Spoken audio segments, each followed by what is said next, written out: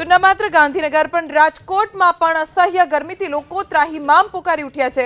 રાજકોટ શહેરમાં તાપમાનનો પારો 44 ડિગ્રીને પાર પહોંચી ગયો છે। રાજકોટનો છેલ્લા 5 દિવસથી તાપમાનનો પારો છે કે જે સતત ઉપર જઈ રહ્યો છે અને લગભગ શહેરી વિસ્તારોની સાથે સાથે જિલ્લામાં પણ તાપમાનનો પારો 44 ડિગ્રીની ઉપર રહ્યો છે, જેના કારણે ભારે તાપથી બચવા માટે લોકો લસ્સી, છાશ, દહીંનું સેવન કરી રહ્યા છે। ડોક્ટર્સ પણ સલાહ આપી રહ્યા છે કે આવા તાપથી બચવા માટે કોઈ આડઅસર ન થાય તે માટે લસ્સી, દહીં, છાશ, દૂધની બનાવટનું જે ખોરાક છે આરોગવો જોઈએ। રાજકોટ સહિત સૌરાષ્ટ્રમાં છેલ્લા 3 દિવસથી હીટવેવ છે અને હીટવેવના કારણે લોકો ટોપી, ચશ્મા અને મોં પર રૂમાલ બાંધીને નીકળી રહ્યા છે। હજી આગામી 5 દિવસ સુધી ભારે તાપમાન અને હીટવેવની શક્યતાઓ છે। હવામાન વિભાગ અને હવામાન એક્સપર્ટ છે રાજકોટના કે સૌરાષ્ટ્રના, એમને પણ આગાહી કરી છે કે 44 થી 45 ડિગ્રી સુધી તાપમાન જઈ શકે છે। આ તાપમાનના દ્રશ્યો છે। આ તરફ લોકો છાયણામાં ઊભા છે, એ લીમડાના છાંયે ઊભા છે, એ પણ બતાવવાનો પ્રયાસ કરીશું। જોઈ શકાય છે કે વૃક્ષોનું વાવેતર કરવું જરૂરી છે, વૃક્ષારોપણ કરવું જરૂરી છે, કેમ કે ઉનાળામાં એની કિંમત થાય છે। અહીંયા જે લસ્સીવાલા જે છે, લસ્સી, છાશ કે દહીંનું મોટા પ્રમાણમાં વેચાણ થતું હોય છે।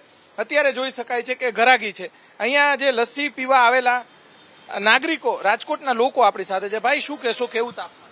અને બહુ ગરમી છે સાહેબ, 44-45 ડિગ્રી જેટલું તાપમાન છે અને આમ અગ્નિ ભઠ્ઠીમાંથી નીકળતી હોય ને એવું લાગે રોડ ઉપર નીકળીએ તો બપોરે 1 વાગ્યા પછી।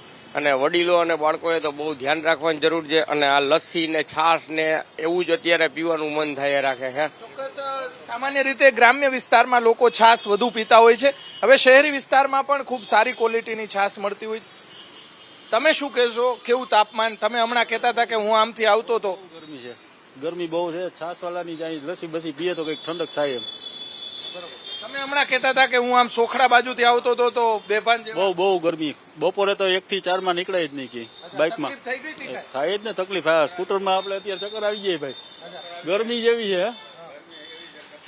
ત્યાં પાછું આવું કઈ મળે નહીં, ગામડામાં વધારે ગરમી લાગે છે જ બધી બાજુ છે। ક્યાં ગામના છો?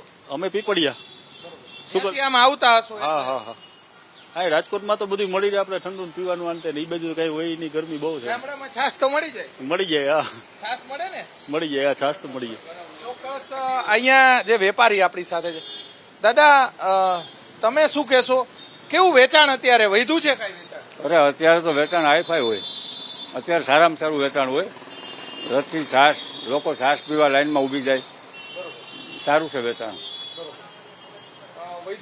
ઉનાળા દરમિયાન હા હા, હાઈ ક્વોલિટી વેચાણ છે અમારું, સારામાં સારું છે। ક્વોલિટી અમે બનાવીએ છીએ નેચરલ બધી। જેમ તાપ વધે એમ વધે, જેમ તાપમાન વધે એમ વેચાણ વધે।